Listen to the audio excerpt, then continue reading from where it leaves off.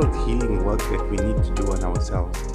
And the psychedelic plant medicines, they show us lost parts of ourselves, parts of us that, parts of our personality that was fragmented and dissociated. And so maybe due to trauma or due to abuse or just the pressure of having to grow up in this crazy grown-up world, and or a heartbreak or loss, or many different things that happen to us in the course of a lifetime. But mainly it shows us these social constructs that are driving our personality and our ambitions and aspirations and goals. And so once you begin to see that and you begin to feel a different version of yourself, then you have something that you can look at and say, this me that I am now, the suffering me, is not who I want to be.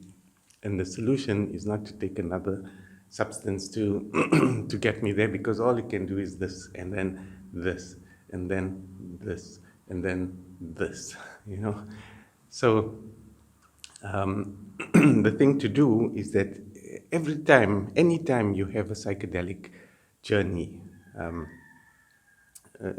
is to then make this pact with yourself that you're not going to take any plant medicine again, any psychedelic medicine again, until you've integrated whatever came up for you and whatever you needed to learn. Not everything and not perfectly. And, so like for me, I find like once a year is more than enough. So much comes up and it takes time to, I don't want to say unpack it, because like the especially in the West, the tendency is to analyze and to understand and so as soon as you have this experience, now you want to talk about it and talk and make it fit into some kind of intellectual structure and model. And so, that's your constructs, your already existing schemas and models that are now trying to integrate the experience, rather than the other way around, where this new way of perceiving and feeling and knowing begins to create new models that replace those old models. So don't fall for this thing of over-analyzing and intellectualizing the whole experience. It's up to everyone how they want to heal and how they want to work with the plant medicine. Some people are artistic and they want inspiration and they want visionary experiences, and but no matter what you come to the plant medicine with or for, it's going to give you this powerful internal experience of yourself. And you can then, even if you're not an artist, you can represent that artistically in different ways. Art is not just painting colors on the canvas, but sketching with a pencil, making music, dancing, even sport has an artistic aspect to it. The way you play sport can be artistic. Even just making shapes in the sand at the beach. There are many different ways to begin to express your what you experienced and to give it some kind of form. And some symbols may have appeared to you, and then you want to follow those. Not intellectualizing, but researching. You can read about these things. You can look and find. You'll find some echoes of it, or what Jung called synchronicities. The real world. You'll find some rabbit hole to go down. And so, but mainly integration is happening within yourself first, right? So let's say there's trauma or abuse, then you find that there's this traumatic memory system that's been dissociated and walled off that contains all of this terror of the experience and all of the visceral bodily muscle tension and all of that yuckiness that you don't want to look at. And you've got this other part of your personality, what they call the apparently normal part of the self, that is going about everyday life and is full of everyday facts and informations and memories about your life and all of that. So these are two very different parts of yourself, but they are both you, you know. So how do you build a bridge to reconnect them? So that means turning towards your traumatic memories and unpacking them. And it could be a case of actual abuse where there was physical hitting, sexual abuse, or emotional abuse. Emotional abuse is not very well understood.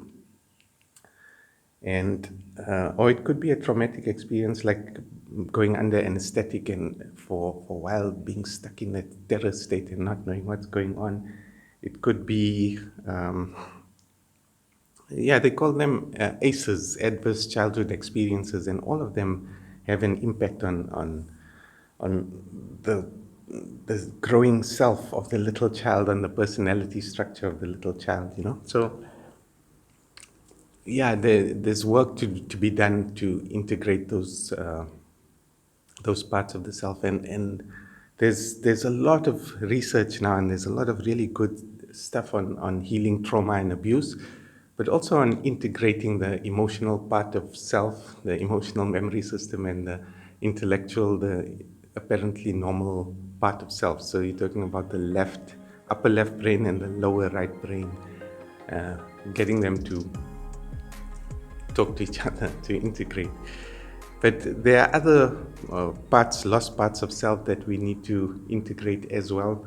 And actually, let's look at it in terms of these egoic constructs, the social dominance constructs. So now you're living this life, and you've got this particular job, and you've got this home, and this, all these things that define you, your identity, and now suddenly you have this experience, and it reveals to you that you are posturing, like in my case, you're being inauthentic, not true to yourself. You're living somebody else's dream or somebody else's expectation or vision for you, for your life, and it's not what you want. It doesn't fulfill you, and you are like a puppet dangling on strings, And when you realize this, then you like, my life is going by, and I'm not living it. I'm an extra in my own movie. So it doesn't mean suddenly quit your job, and in some cases it does mean making a radical shift.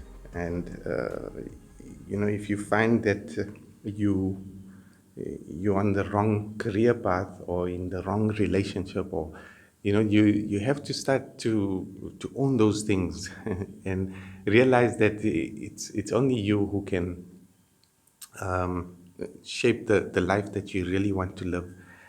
And but before making any external changes in your life, it all has to come from within. So you have to do the inner work, the healing work, the inner integration work, and then whatever begins to emerge from within yourself, that's what will change your external circumstances, if I can put it that way.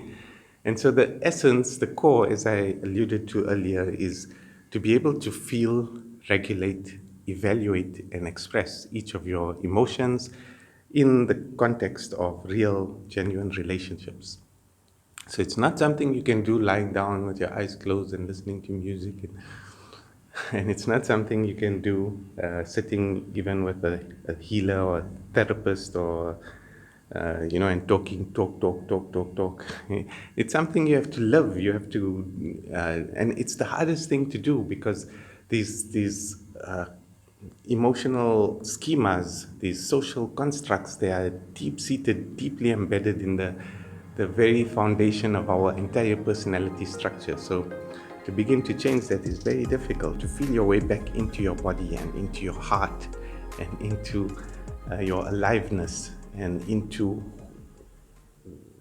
what these emotions are trying to tell you about your situation. So maybe you're in a relationship with the person and this person is dominating you and controlling you and manipulating you, but you're too submissive to do anything about it. So now what does it mean? It means you have to stand up for yourself. It doesn't mean fight and, be violent and be aggressive, but because you've never been allowed to express your anger, it's been bottled up and it's been pushed away, so much so that you can't even feel anger anymore. So when people are dominating you, rude to you, transgress your rights, abuse you, you feel like this is the correct thing to do to you because you are worthless, or you are, you have such low self-esteem, you don't even realize the injustice of it. So firstly, you got to allow all of that to arise within you. And it's going to be very difficult because when you get in touch with that volcanic charge of anger that's within you, it's raw, it's undifferentiated, it's socialized. It doesn't know how to come out. It doesn't know how to express itself. Like all this, So you definitely need help in uh, in this process. If you're a submissive person against this dominant person, it's going to be very difficult. But standing up for yourself, it's very tricky, So approach it carefully, and especially in the work environment. Um, but also in interpersonal relationship with your partner, with your spouse, with your boyfriend, girlfriend, whoever it is. And how they respond to you and your attempt to be yourself, your authentic self, is going to tell you whether this person really cares about you, really loves you. So you're going to discover many new things about yourself and about other people. And yeah, this is what I wanted to get to, the core, the crux of this integration work that we're talking about, because the psychedelic plant medicine has now revealed to you these possibilities. It's not the real you. It's not like, okay, that's who I am, and it's just a reorientating temporary vision. It's trying to reorientate you, so it's giving you this bizarre experience of yourself, but it's not. That's not where we aiming for, But in trying to shift our aim to get there, we reorientate to balance, and we come to the center. And so all those schemas and constructs that are causing us so much suffering and so much mental disturbance and confusion and all of that, we learn how to quiet that noise and how to feel once again the spaciousness and the timelessness, and we learn how to tune into our own consciousness and our own self and motivations. What is important to you and what you love doing and what fuels your fire and makes you wanna, you know what I mean? So yeah, the pact I make with myself is that no more plant medicine until I've made significant progress on the things that come up for me. And there may be specific things that come up for you around relationships and about, and you feel like, I want to do this or say this to this person. And so you have to be cautious because people don't know what you've experienced. And, to suddenly shift and to try to express a new thing to someone, it could be beautiful, it could work out really nicely, but it could be strange and weird to them to see you behaving in such a radically different way. So, rather than immediately after this wonderful ceremony or journey or trip or psychotherapy, psychedelic assisted psychotherapy, and then you get on the phone and you just unburden this whole thing on somebody. It's better to allow it some time to unfurl its gift, to breathe and to work from within. And yeah, your entire motivational system now and your entire perception of how you see yourself and how you see other people and how you see the world and how you see nature. Have fun, you know. You should increasingly feel lighter and lighter and lighter, not heavier and heavier. But let's focus on the core work of loving, healing, positive relationships.